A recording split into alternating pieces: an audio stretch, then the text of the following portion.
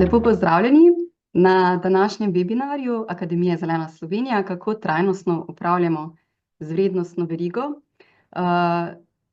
Ta webinar je namenjen temu, da malo odkrijemo, kako prepoznamo vrednostno verigo in njene ključne deležnike, kako umestimo naše dejavnosti v vrednostno verigo, kako prepoznavamo pozitivne, negativne vplive skozi ESG in kako od vplivov do strategije in samega upravljanja. Z nami bo magistrica Vanessa Čani, ki je strokovnjakinja z področja trajnostnega razvoja in komunikacij in tudi svetovalka številnim velikim korporacijam na mednarodnih trgih z področja trajnostnega razvoja. Tako da preden pa predam besedo Vanessi, da nam predstavi današnjo temo, samo še na kratko nekaj o Zeleni Sloveniji. Verjamem, da jo številni že poznate oziroma tudi spremljate, saj ste tudi večkratni udeleženci naše akademije izobraževanj in tudi na drugih področjih se srečujemo, pa vseeno malo za osvežitev in za tiste, ki nas morda ne poznate še tako dobro. Zelena Slovenija torej vključuje širši nabor aktivnosti, in sicer ena od teh je revija ESG, Okolje, družba, upravljanje, kjer objavljamo aktualne informacije s teh področij. Revija izhaja približno na dober mesec, tako da vabljeni k spremljanju. Potem je to tudi trajnostno svetovanje in trajnostno poročanje, tudi v skladu z temi novimi evropskimi standardi poročanja o trajnostnosti ESRS in pa seveda tudi trajnostno svetovanje na drugih področjih, tudi z vidika komuniciranja, raznih analiz, strategij in tako naprej. Potem je Akademija Zelena Slovenija, v okviru katere izvajamo tovrstna izobraževanja in tudi prilagojene delavnice za podjetja. Zeleno omrežje Slovenije, ki vključuje že več oziroma skoraj 400 podjetij in drugih organizacij za trajnostna prizadevanja, da lahko delijo tudi na platformi Zelene Slovenije in revije ESG tudi svoje prizadevanja na področju trajnostnega razvoja. Potem je portal za trajnostni razvoj, kjer objavljamo aktualne novosti z področja ESG, trajnostnosti, zbirka Zelena Slovenija, kjer je izšlo že več priročnikov in tudi učbenikov na tem področju. Potem izvajamo tudi analize LCA in pa izračunavamo tako izdelčni kot organizacijski ogljični odtis. Tako da zdaj pa še samo na kratko nekaj o ustvarjanju trajnostnega profila preko Zelenega omrežja Slovenije, kar je dobrodošlo tako za tiste, ki ste že člani, kot tiste, ki morda tega še ne poznate.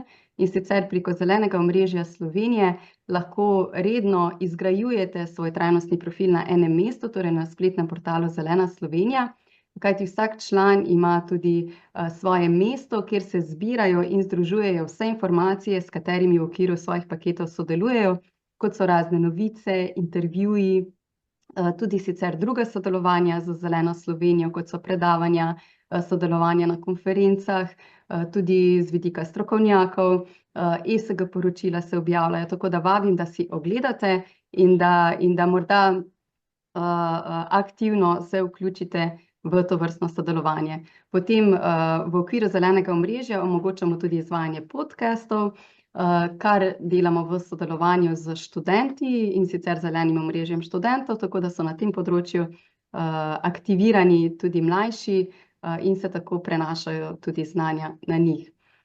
Potem vsi strokovnjaki, s katerimi sodelujemo, ali v reviji, ali na spletnem portalu, ali na konferencah, imajo tudi svoj lasten profil, tako da tudi to si lahko pogledate in vabljeni, da tudi kot strokovnjaki sodelujete z Zeleno Slovenijo. Akademija Zelena Slovenija ponuja že več kot 40 predavanj z področja trajnostnih tematik, to je v okviru video vsebin, in sicer z področja, kot so ESG, ogljični odtis, trajnostno poročanje, razvoj kompetenc, nabava, marketing, energetika, embalaža in druge vrste, in pa seveda, kot je že bilo rečeno, izvajamo tudi prilagojene delavnice za podjetja oziroma organizacije z področja trajnostnega razvoja. Vabim pa vas tudi, da dnevno spremljate sveže informacije ESG na spletnem portalu Zelena Slovenija, kjer dnevno objavljamo številne primere dobrih praks, strokovne članke in nasvete s področja trajnostnosti in tudi razna nova video izobraževanja. Tako da, če imate pa kakršnokoli vprašanje, nas pa vedno lahko kontaktirate. Tako, toliko z moje strani, zdaj pa vabim Vaneso, da se nam pridruži. Lepo pozdravljeni, upam, da se vidimo. Vesela sem današnjega druženja, bi kar delila prezentacijo. Upam, da se vidi. Imamo kar precej vsebine. Tema je izjemno aktualna, z več zornih kotov, tako da bi predlagala, da danes se odločimo za nek šprint, za neko hitro pregledovanje nekih bistvenih tematik z tega področja, kot je že Tanja uvodoma predstavila in je bilo tudi na našem vabilu za webinar, je bila ta struktura predstavljena in po tej strukturi se bomo nekako tudi sprehajali. Torej, trajnostne vrednostne verige, če rečemo, gre za neko skupno sodelovanje. Torej, podjetje se zaveda, to je v zadnjih desetletjih to zavedanje naraščalo, da na trgu v družbi ni samo, torej, da ni dovolj, da upravlja vse svoje vplive znotraj organizacijskih vrat, ampak da gre za neko skupno prizadevanje, sodelovanje med deležniki. Torej, večina asociira vrednostno verigo z dobavno verigo ali oskrbno verigo, kar dejansko tudi je en zelo pomemben del, ampak kot vemo, je vrednostna veriga tako po zgornjem toku navzgor, se pravi, gre za naše dobavitelje, lahko smo mi dobavitelji, potem seveda glavnega ali pa glavne proizvajalce, ta proces, proizvodnja izdelkov ali storitev in pa potem tudi ta konzumacijski del. Torej, v celoti je torej se vrednostna veriga dejansko šteje od narave nazaj k naravi. Včasih smo rekli od zibelka do groba, z v bistvu temi krožnimi elementi pa se vrača od zibelke do zibelke. To je v bistvu ta definicija, kot jo poznamo. Torej, podjetje prevzema odgovornost. Zakaj prevzema, je več razlogov, a ne? So zakonodajni, lastna prizadevanja, pritiski deležnikov. Skratka, in pomembno je torej, da imamo pregled nad celotno vrednostno verigo, tako iz upravljavskega, družbenega, kakor okoljskega vidika in širšo torej umestitev v širšo okolje. Torej, brez trajnostnega upravljanja vrednostne verige v celoti, torej ne moremo govoriti, da upravljamo trajnostni razvoj. To pa pomeni, da od nas to pričakujejo, kot rečeno, tudi deležniki. Na ta način se tudi izkazujemo s trajnostnim poročanjem, trajnostnim komuniciranjem in našimi metrikami, torej z rezultati, ki jih izkazujemo z našim trajnostnim upravljanjem. Tu imamo primer ene take vrednostne verige od podjetja skupine IKEA, ki jo vsi poznamo. Torej, prikazujemo na zelo različne načine. Tega sem izbrala zato, da ga pogledamo ravno zato, ker je primer celovitega razumevanja vrednostne verige, torej ko gre iz bazične surovinske osnove, torej iz njive, iz gozda, se pravi iz tega naravnega okolja, preko teh proizvodnih procesov, transportnih sistemov, do potem tega dela upravljavskega, trgovinskega dela, kakor potem vidimo dolvodno oziroma v spodnjem toku gre za konzumente, za potrošnike in sledi potem toku izdelkov do njihove razgradnje, potem ko izgubi svojo primarno vrednost in se v velikem toku lahko preko recikliranih tokov vrača v primarne surovine. Jasno je, da je to pač nek tak shematski, teoretski, lahko rečemo laboratorijski primer, ko dejansko zrišemo čist vse postopke, vse dele surovinskih in delovnih premikov od osnove, torej iz narave do tega, ko se krog zaključi. V tem primeru torej skupina IKEA tu izrisuje, na katerem delu te vrednostne verige ima kakšen vpliv. To je z vidika našega dialoga danes tudi eno tako pomembno vprašanje, ko marsikdo reče, sicer znamo seveda zrisati vrednostno verigo, ampak v marsikaterem delu imamo črne luknje, ne vemo, kaj se vse dogaja do dobavitelja, ki je pač seveda naš dobavitelj. Znamo povedati to po neki teoretski zasnovi, kaj bi moralo biti, nimamo pa sledljivosti. Se pravi, tu je priporočljivo, da se naredi ta celoten krog, snovni tok, ki se pa potem označi glede na našo zmožnost pridobivanja podatkov, našo zmožnost vplivanja in sodelovanja v celotnem tem krogu. Tu je primerjane vrednostne verige nekega trgovskega podjetja, ki ravno zastopa to logiko, da zaenkrat torej dela sistemski rez, upravljanja z vrednostno verigo v sistemu toka navzgor vrednostne verige, kjer vključuje v svoj upravljavski sistem neposrednega dobavitelja.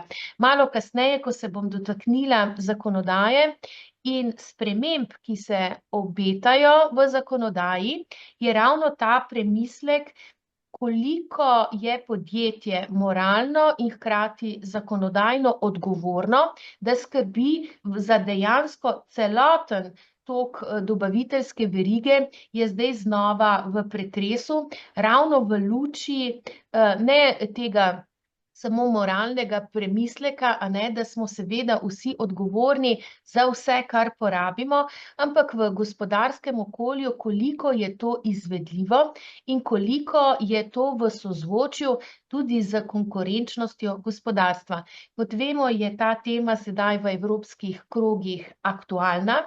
V strokovnih krogih z vidika LCA, analiz in celostnega upravljanja s tveganji se seveda vsi strokovno strinjamo, da je vrednostna veriga in da brez vseh členov bi se veriga pretrgala. Ampak ker smo tle večji del iz gospodarstva, smo radi tudi pragmatični in dejansko potem zajamemo tiste vplive, za katere dejansko vemo, da jih lahko razumemo, poznamo, kje kako nastanejo in imamo vsaj nek določen vpliv ali sovpliv na njihovo dogajanje. Torej, v tem primeru podjetje kartira in upravlja prvi element po oskrbni verigi in seveda potem stranke, s katerimi, oziroma kupce, potrošnike, s katerimi neposredno upravlja. Torej, tu bi rada izpostavila premislek, ko se odločamo za našo strategijo, kako ambiciozni bomo, kako globoko in daleč bomo segli, kako bomo dejansko pronicljivi v tem, kakšen diapazon podatkov bomo zbirali, upravljali, glede na našo pozicijo na trgu. Zagotovo ne moremo dati v isti koš velika podjetja in tudi, ko govorimo o velikih podjetjih, vemo, da so to enormne razlike. Ko govorimo res o velikih multinacionalkah, ki imajo ne samo ekonomski, ampak tudi politični in še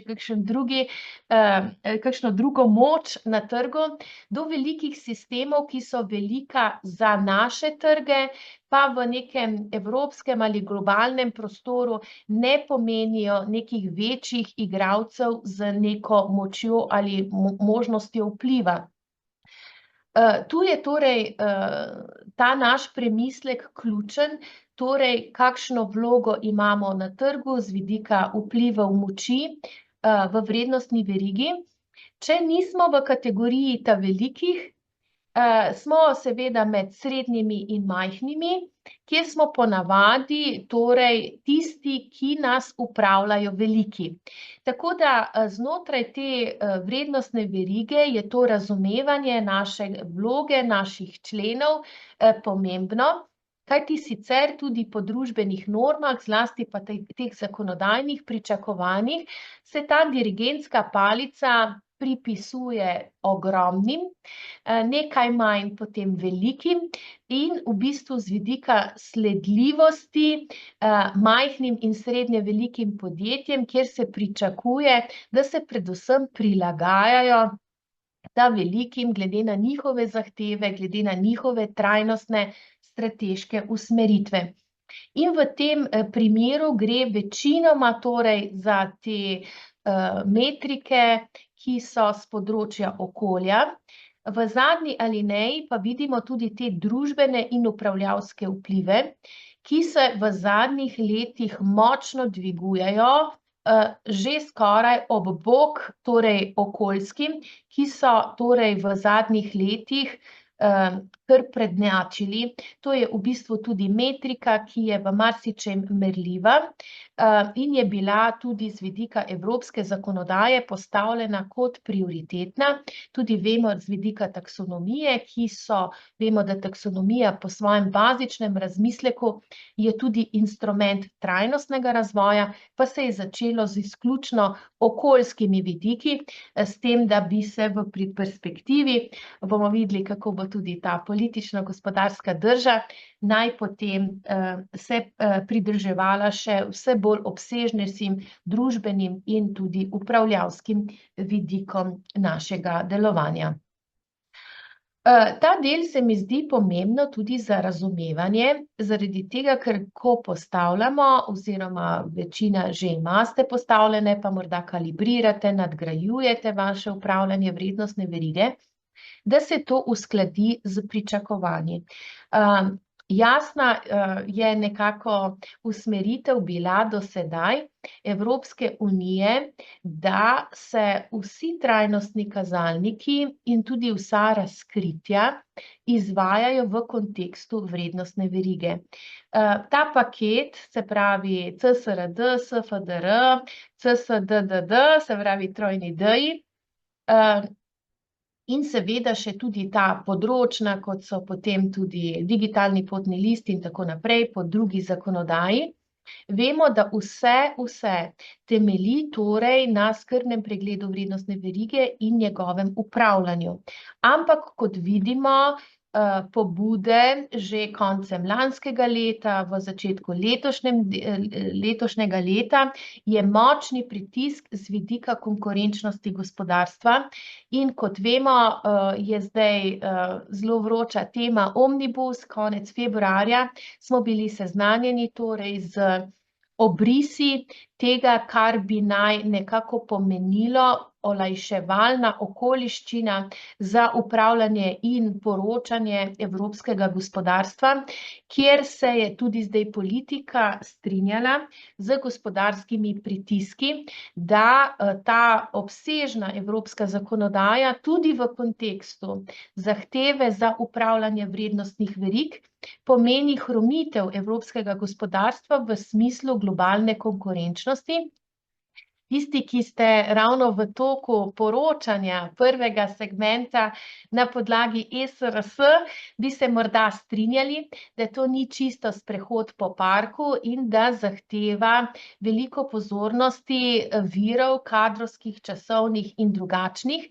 Zlasti pa, ko bo torej v nacionalne pravne rede vstopila ta direktiva o, ko rečemo, due diligence, se pravi v skrbnem pregledu o skrbnih verig z področja trajnostnosti, ki pa torej letvico upravljanja vrednostnih verig bistveno dviguje. Kot rečeno, z vidika oskrbnih verig je ta CSDDD predvidevala oziroma že uzakonila celoten ta del upravljanja z vrednostnimi verigami.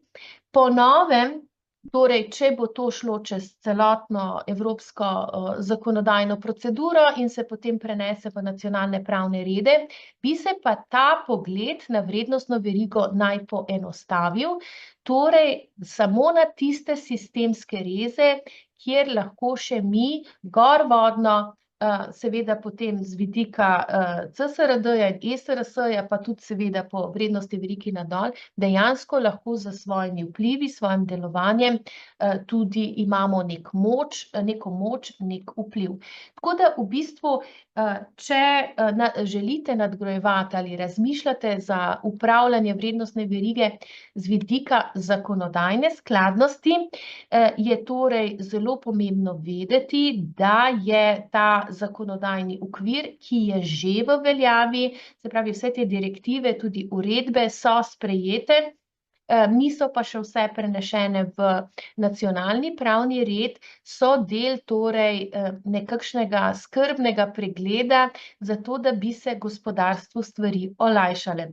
Zahteve strank, kupcev, deležnikov, te številne primere poznamo, kako so določene stranke, deležniki, kupci zgroženi nad stvarmi, ko ugotovijo, da je neka naša priljubljena blagovna znamka, tudi primer IKEA, ki smo ga prej dali, je tovrsten, pa lahko preko oskrbne ali dobaviteljske verige povzročala neke velike rane, bodisi z vidika biodiverzitete ali kršenje človekovih pravic in tako naprej. Tudi ta vidik je izredno pomemben. Potem so tudi naše strateške zaveze, torej tudi če nismo zavezanci za razna poročanja po raznih drugih direktivah, imamo pa lahko svoje zaveze, kjer se zavežemo, da bomo spremljali in zasledovali določene cilje s področja trajnostnosti, ne samo za lastno dejavnost, ampak tudi po vrednostni verigi navzgor in dol.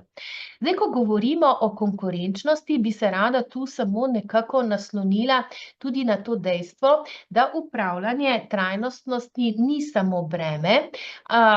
Zagotovo, ko se uvaja, je tako kot pri vsaki stvari tu potreben toliko dodatnega vložka, da se nam zdi, da je to samo utež. Ampak sčasoma je urejenost tovrstnega poslovanja spremeni tudi nove karte, ki lahko pomenijo tudi tržno konkurenčnost, to pa pomeni, da ko delamo tudi na trajnostnosti način, z dobavnimi verigami, vidimo, da lahko pride do soinovacije, sokreacije, znižanja, lahko tudi cen surovin, lahko pride čisto do novih rešitev, kjer se lahko dosegajo številni prihranki in tako naprej. Ozaveščenost in partnerstvo s kupci, tudi s področja trajnostnosti, je lahko velik benefit za blagovno znamko, za tudi naše tržne deleže, za v bistvu širitev na nove tržne segmente, se pravi, trkamo na vrata novih generacij, ki imajo višjo stopnjo senzibilnosti do trajnostnosti. Hkrati pa na ta način tudi dobivamo podatkovne baze, kar je tudi v evropskem in svetovnem neki perspektivi, neki relaciji ugotavljamo, da je tu kar precejšen manko, da je težko upravljati nekaj, kjer smo šibki s podatkovnimi bazami, torej s pridobivanjem teh podatkovnih baz lahko dvigujemo tudi konkurenčnost. Seveda, razvoj ne pomeni, da lahko to delamo brez sodelovanja, brez merjenja, tako da v bistvu pomen te vrednostne verige je pomemben z več področji. Seveda lahko gledamo, tako kot gledajo nabavniki ali pa marketingaši, iz logike, torej bazičnih ali pa lahko rečemo tradicionalnih kazalnikov, ki jih tovrstni upravljavski procesi zajemajo. Ko pa govorimo o trajnostnostnem upravljanju z vrednostnimi verigami, pa pogledamo na celotno vrednostno verigo skozi leče ESG. Tu nam v bistvu standardi ESG, se pravi evropski standardi poročanja o trajnostnosti, zgodbo olajšajo. Se pravi, če smo pogosto do sedaj gledali na trajnostnost in smo rekli, kaj pa je tisto področje, ki ga bomo sploh ocenjevali, kaj je tisto, kar bo našo fokusno področje, smo se pogosto naslanjali na 17 ciljev trajnostnega razvoja, lahko še na Global Compact, na kakšne druge torej mednarodne okvire. Torej z vidika tega definiranja, kaj pa je ESG, se pravi okolje, družba in upravljanje, pa nam standardi sliko razjasnijo, kar pa pomeni, da lahko torej z veliko bolj uniformno neko nomenklaturo ocenjevanja in prizme našega razumevanja določenih področij segmentiramo naše upravljavske prakse po vrednostni verigi navzgor in navzdol.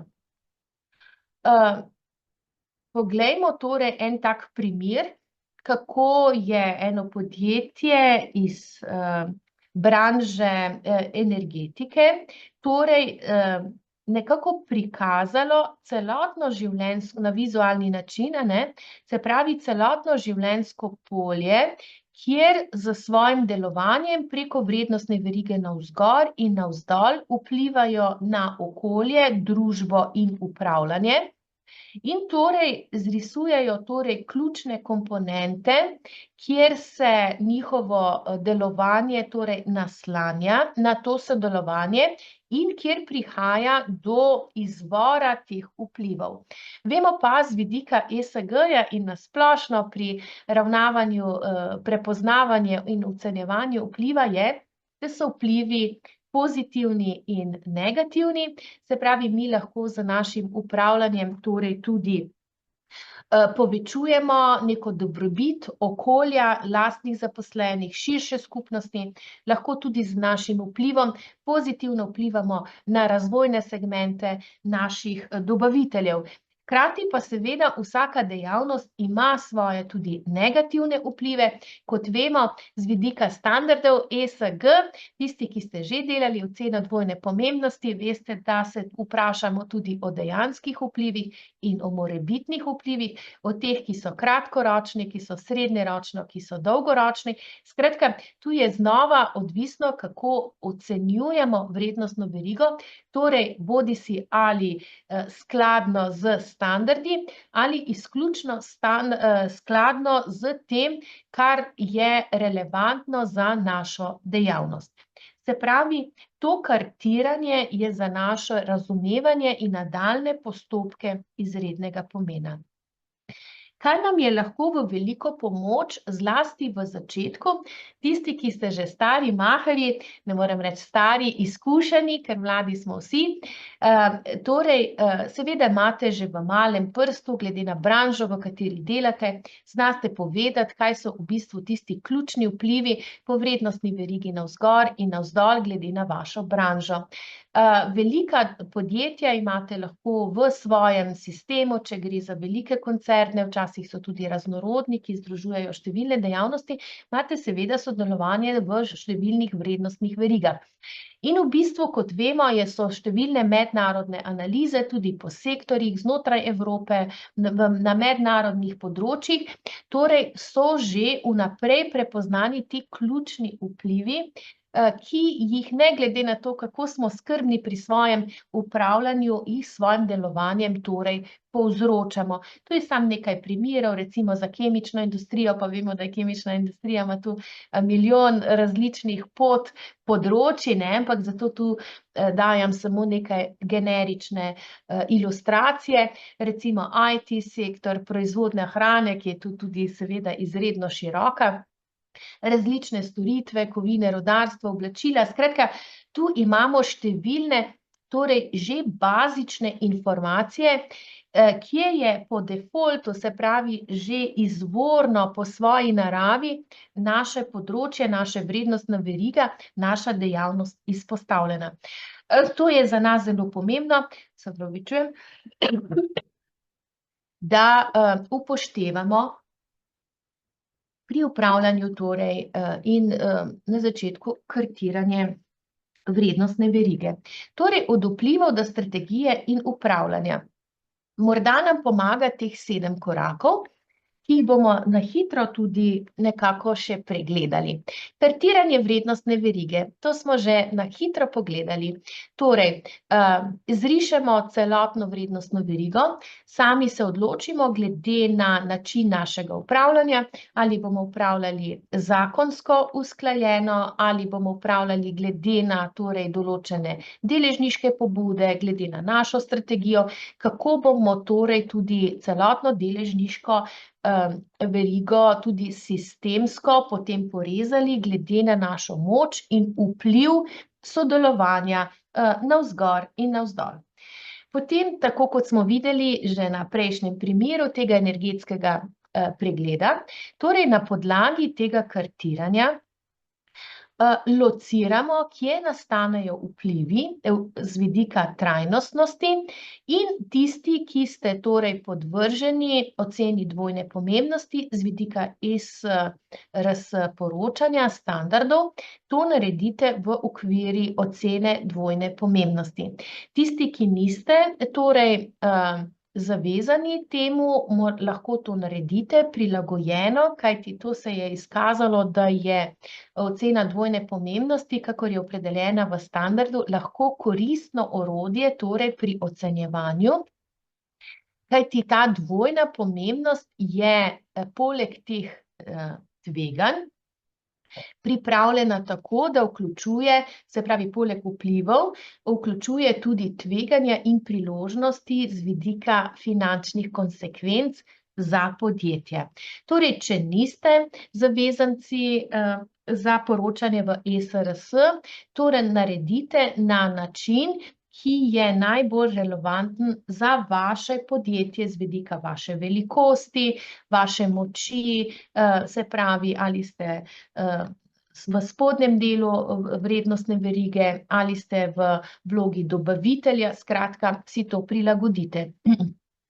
Potem, glede na to, ko imamo popisane vplive, lahko tudi tveganja in priložnosti z vidika torej upravljanja vrednostnih verig, potem pogledamo, kaj dejansko upravljamo. Če vemo, da so naši dobavitelji zelo ranljivi, recimo delamo na področju gradbeništva, pa vemo, da so ranljivi z vidika morda spoštovanja delovnih pravic, če so naši izvajalci morda zunaj Evropske unije in so zakonodajno veliko bolj liberalni, ali kako lahko rečemo, z strožjo zakonodajo, je potem to nekaj, kar lahko rečemo, aha, to je vrzel, tega še ne upravljamo, pa je z vidika vrednostne verige navzgor, vidimo, da je to velik vpliv. Lahko ima naš dobavitelj močen vpliv na biodiverziteto, recimo, če zajema mnogo naravnih virov, in nimamo tovrstnega še sodelovanja. In obratno, torej ne smemo pozabiti, da ne gre samo za oskrbne verige, ampak da gre tudi potem za potrošnike, lahko so naši potrošniki ali naši kupci.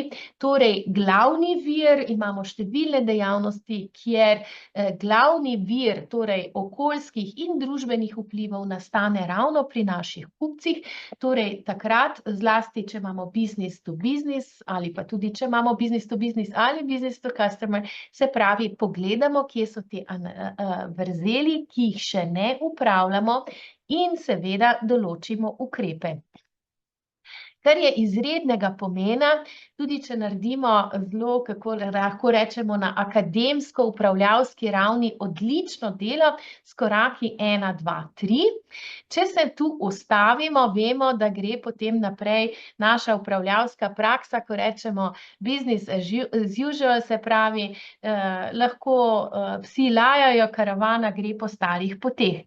Torej, na podlagi tega je potrebno prilagajati notranjih struktur in procesov, kajti verjetno mi bi lahko potrdili, da ustaljeni nabavni procesi ali pa ustaljeni marketinški prodajni procesi ali drugi procesi sodelovanja z deležniki brez notranjih določenih sodelovanjih vplivov z nosilci znanja z področja trajnostnosti in tega medsektorskega sodelovanja so veliko bolj izpostavljenim tveganjem, da ne vnesejo te novosti v svoje delovne procese, v svoje cilje, ker jim manjkajo določene kompetence. Pogosto so tudi omejeni z nekim standardnim, tradicionalnim razmišljanjem, ki še ne uvaja te novosti.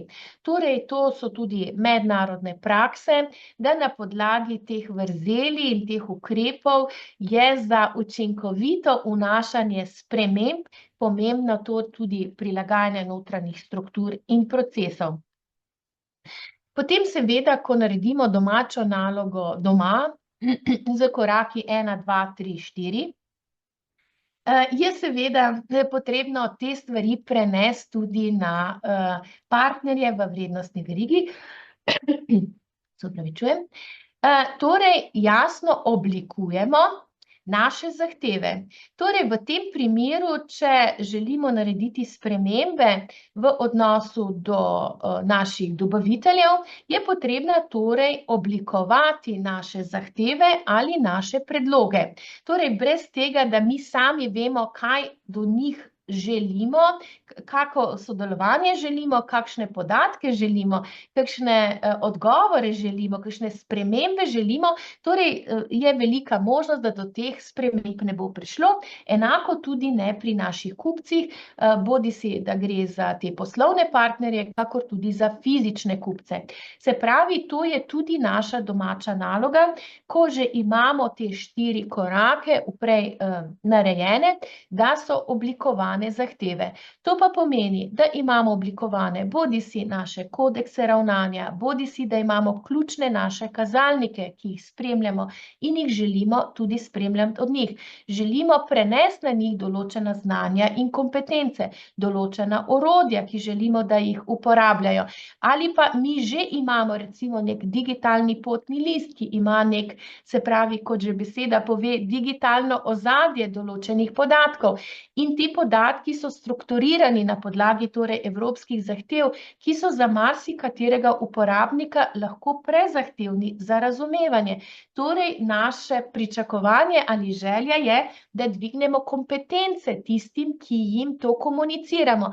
Torej, tudi oblikujemo, se pravi, neke naše zahteve, pričakovanja, ki jih seveda v komunikaciji z našimi partnerji v vrednostni verigi potem tudi skomuniciramo.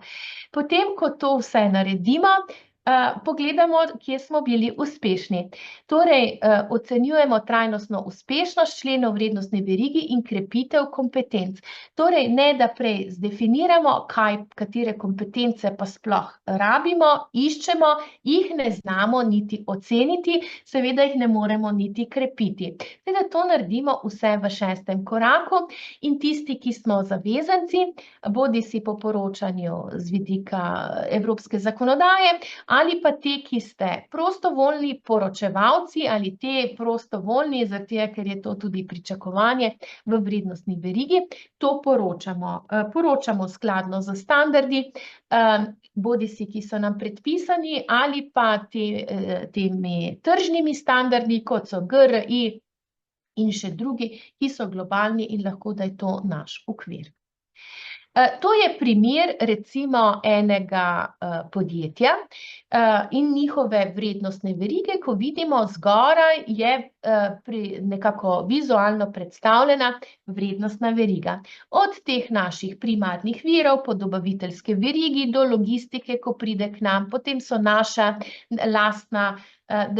lastno delovanje, potem je pa seveda ta prodajni segment. In v tem primeru ima, tako kot smo prej v korakih, so oblikovali torej zahteve do vsakega člena. Kaj je torej njihova zahteva in na kakšen način torej preko teh ukrepov, aktivnosti komunicirajo torej po vrednosti in kakšne torej izplene, cilje si želijo. Se pravi, v tem primeru, kaj pomeni z vidika logistike? Naš cilj je recimo elektrifikacija logistike do te in te mere. Se pravi, kaj pomeni? gre za neko vrsto zahteve po dekarbonizaciji, ne.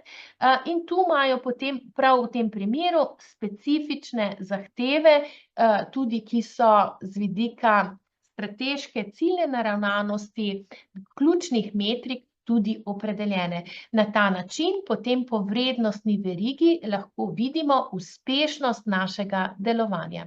Zdaj pa, ker vemo, da vrednostna veriga ni kar tako, da bi bil kar en sam dobavitelj, znova je odvisno od velikosti naše družbe, od heterogenosti, ali gre za ogromen sistem, ki ima veliko dejavnosti, številne vrednostne verige, je torej treba ta del, da lahko, če smo zdaj že kar operativni, a ne, da lahko komunikacijsko, podatkovno stvari tudi skomuniciramo, analiziramo in seveda procesno vodimo tudi naprej. Zato se dobavitelji, torej, to je en tak generični primer, ene skice, se pravi, dobavitelje po naših vrednostnih verigah tudi segmentiramo.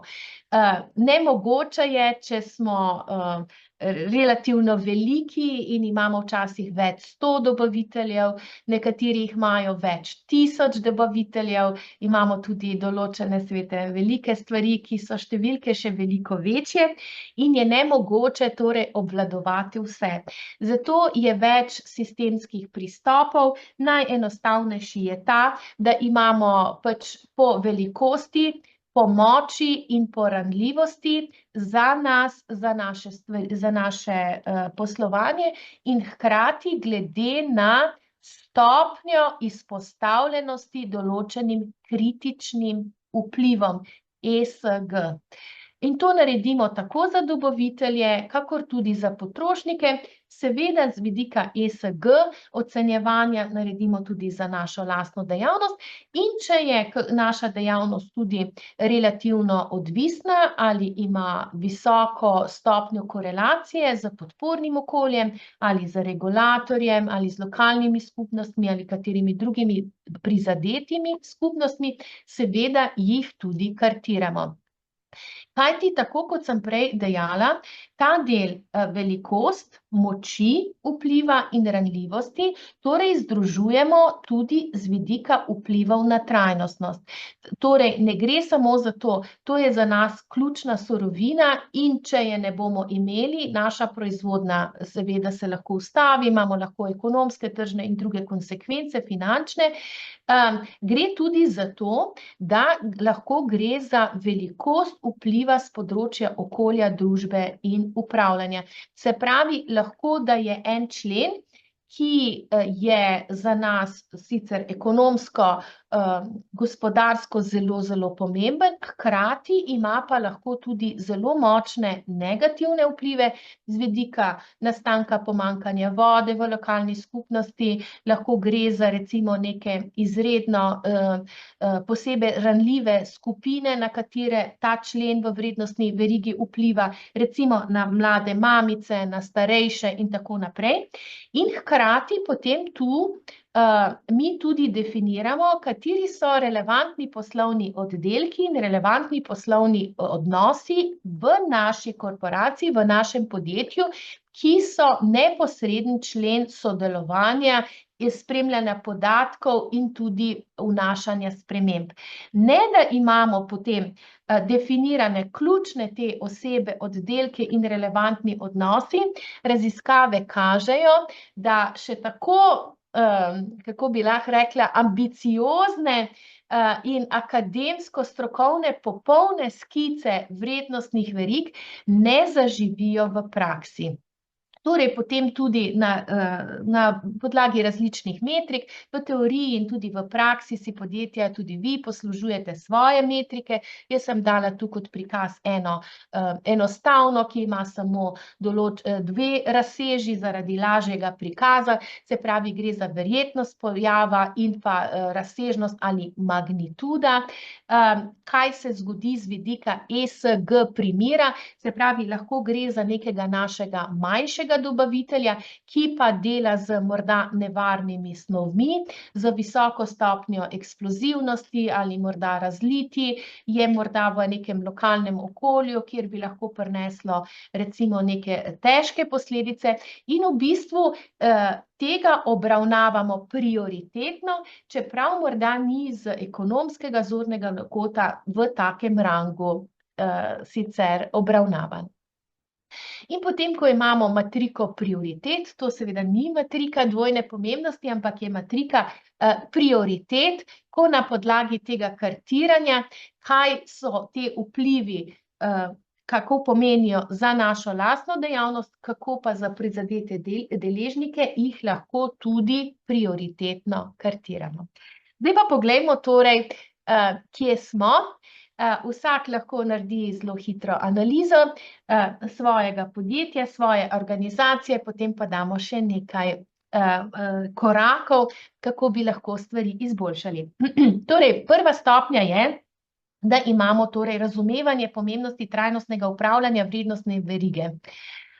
In da znamo torej vrednostno verigo izrisati, predstaviti in jo razumemo. To je začetna stopnja našega upravljanja z vrednostno verigo. Druga stopnja je, torej, da je ta vrednostna veriga že vključena v dejanske naše poslovne procese, v tem primeru v nabavo in druge odnose z deležniki, se pravi v naš marketing, v našo prodajo morda, v naše neke druge relacije z deležniki, če recimo imamo močne prizadete lokalne skupnosti in tako naprej. Potem je tretja stopnja je, v tem primeru dam nabavo, lahko je seveda marketing, prodaja in tako naprej, je že usklajena z najboljšimi praksami v vašem sektorju. To pa pomeni, da dobro razumemo vse vplive, ki so specifični za naš sektor, in jih preprosto že znamo, torej najboljše prakse tudi implementirati. Potem imamo pa četrto stopnjo, torej, da je trajnost praksa vseh naših odnosov z dobavitelji in seveda drugimi odnosi z deležniki. Torej, to so koraki, ki verjamem, da imajo kar nenehno možnost rasti, življenje ni statično, ima kar naprej izzive, je pa izjemnega pomena to razumevanje. Če je torej, to so tudi številne teoretične raziskave in tudi med podjetji aplikativno, če je v podjetju torej poslovna politika najnižje cene, ki je najnižja nabavna cena, potem je zelo visoka stopnja korelacije, da tako podjetje ne bo nikoli ne rečem zdaj v tem fatalnem smislu, ampak v tem smislu nekega razvoja, relativnega napredka po teh korakih, stopnjah, ki smo jih prej pogledali, zelo težko ali nemogoče napredovati, zato ker je ta osnovna cokla tista, ki nas zapre. Da nabavno ceno, katero seveda vsi želimo dosegati najnižje stroške in najugodnejšo ceno. Se pravi, takega poslovnega subjekta ni, ki si tega ne želi oziroma si ne postavi za svoj cilj.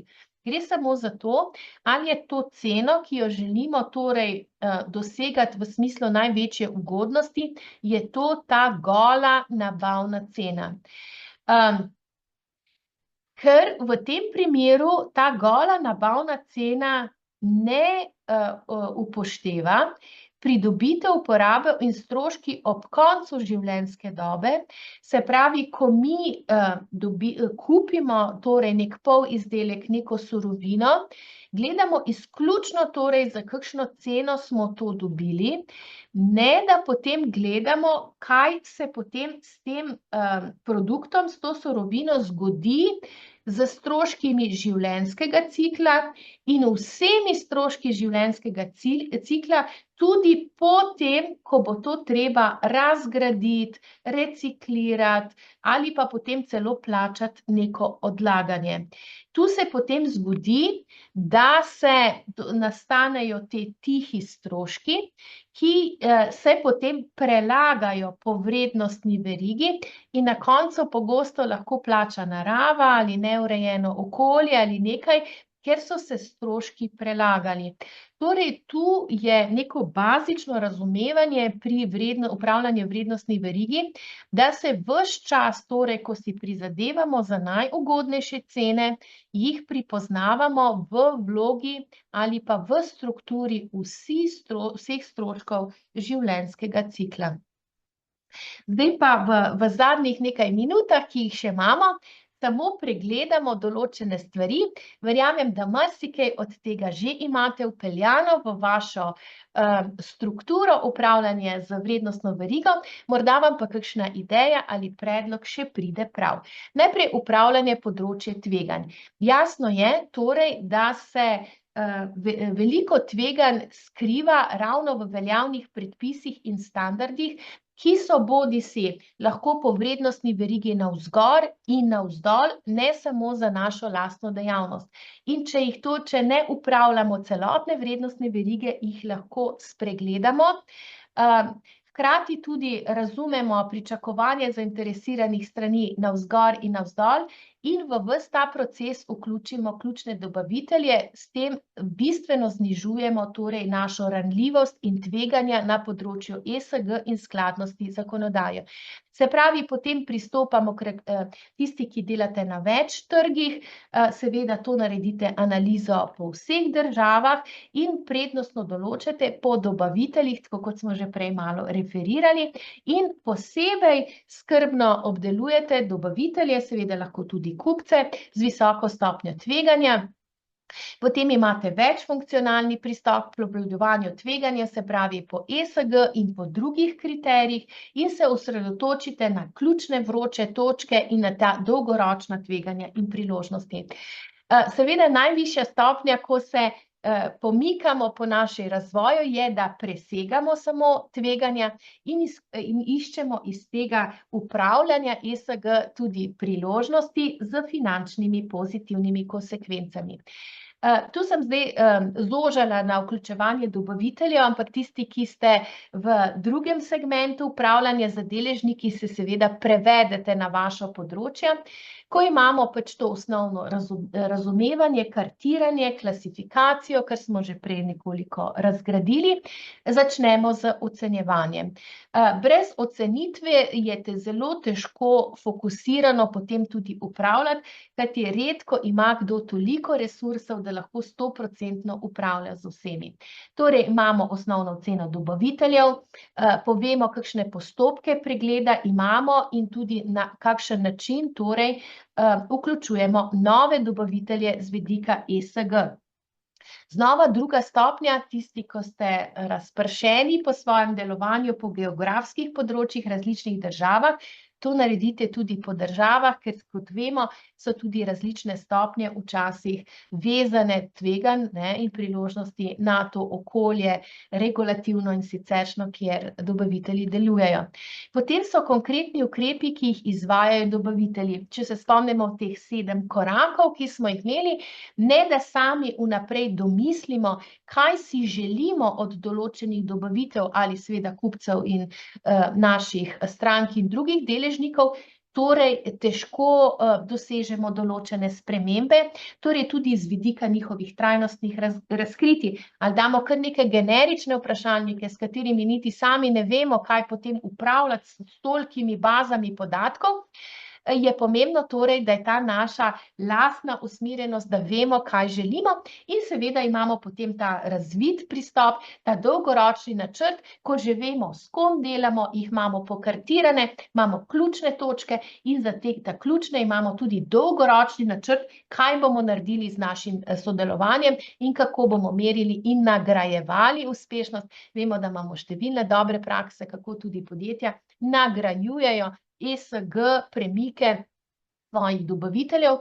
Potem imamo seveda skladnost z vsem tem, kar smo rekli, ne da jasno vemo, kje so dobavitelji ali kupci, potrošniki, drugi deležniki, da jim znamo jasno povedati, kakšna so naša pričakovanja, tako kot drugi povejo lahko nam.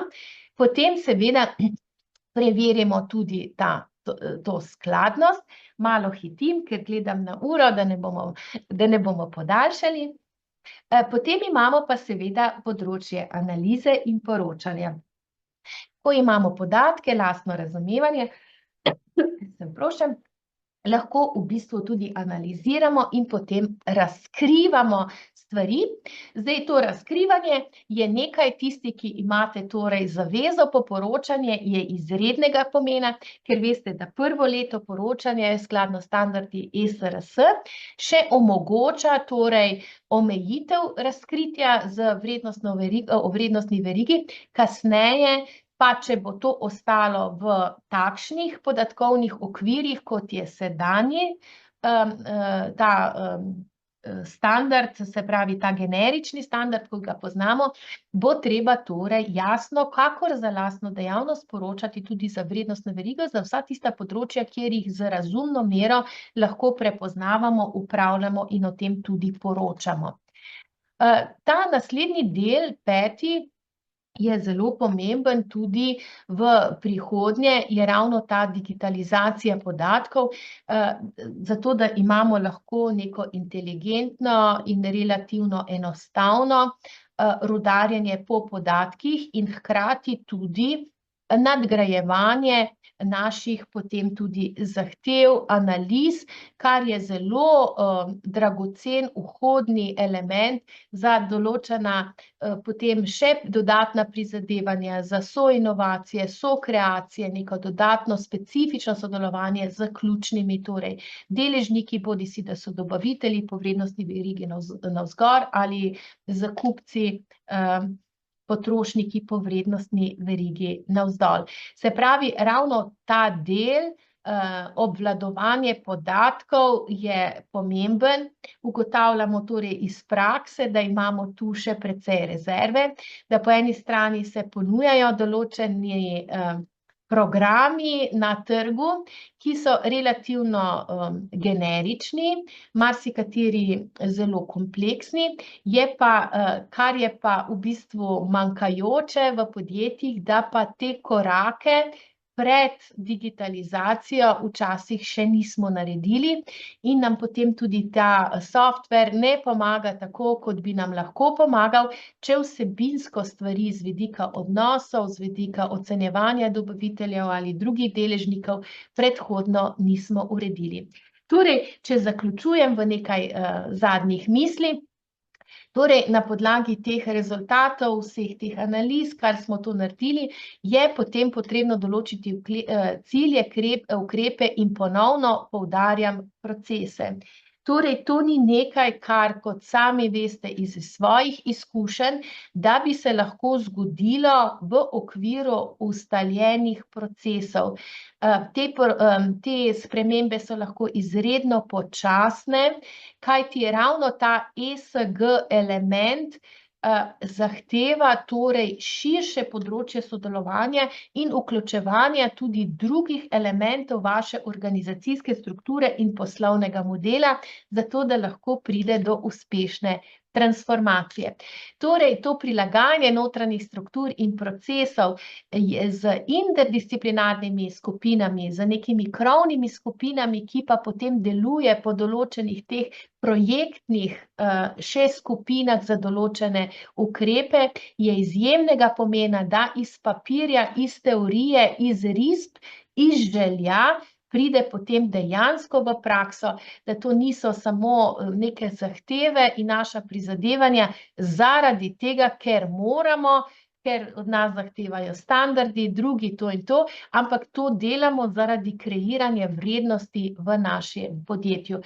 In potem seveda ocenjevanje je tista neka življenjska kri ki nam omogoča vsakoletno potem tudi neko kalibracijo, kaj je tisto, kar deluje, ali je sama ocena dobaviteljev, ali je recimo anketniki naših kupcev, ali je to zadosti za to, kar mi potrebujemo, pregledovanju njihovih certifikatov, poročil, ali morda želimo, potrebujemo, ali pa se od nas zahteva neka ESG ocena, na primer teh mednarodnih ocenjevalnih scoring družb, kot je na primer EcoVadis, to tudi ugotavljamo v našem okolju, da dobavitelji velikim verigam dobivajo tovrstne zahteve, ali pa si bomo celo poslužili kakšno revizijo notranjo ali zunanjo verificiranjo, kakšen bomo imeli razvoj korekcijskih faktor in je zlasti pa ključnega pomena, kako dolgoročno gradimo lastne kompetence z tega področja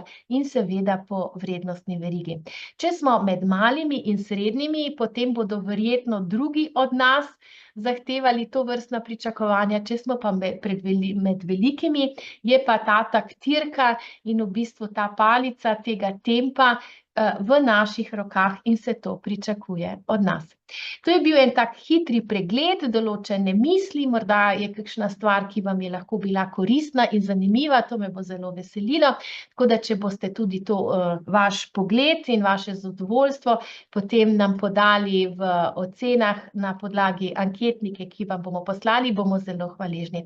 Zaenkrat se vam najlepše zahvaljujem za vašo pozornost in vas spet vabim, da spremljate naše dogajanje v okviru Akademije Zelene Slovenije in sicer tudi portala Zelene Slovenije, kjer je zelo živahno in vas vabimo k sodelovanju na številnih področjih z področja ESG, da iz tega, kar se od nas zahteva oziroma kar si sami želimo, najdemo pot kar k najboljšim praksam. Lepo vas pozdravljam in vse dobro.